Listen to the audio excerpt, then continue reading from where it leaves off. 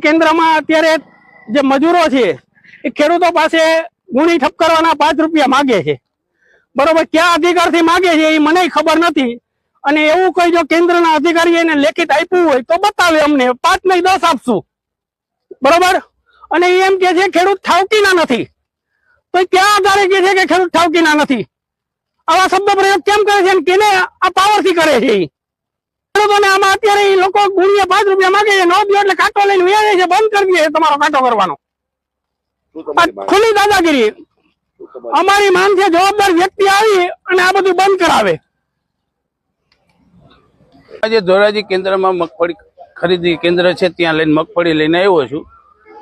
મગફળીનું સેમ્પલ લીધું, sample okay થઈ ગયું, પછી મારી મગફળીનો કાંટો ચાલુ કર્યો, 3 ગુણી જોખી, અને જે મજૂર છે એ મજૂર કે ભાઈ તમારી ગુણી ઠપકારી જોઈએ, અને ગુણી ઠપ કરવાના 5 રૂપિયા આપશો, તમારે મને આપવા જોશે।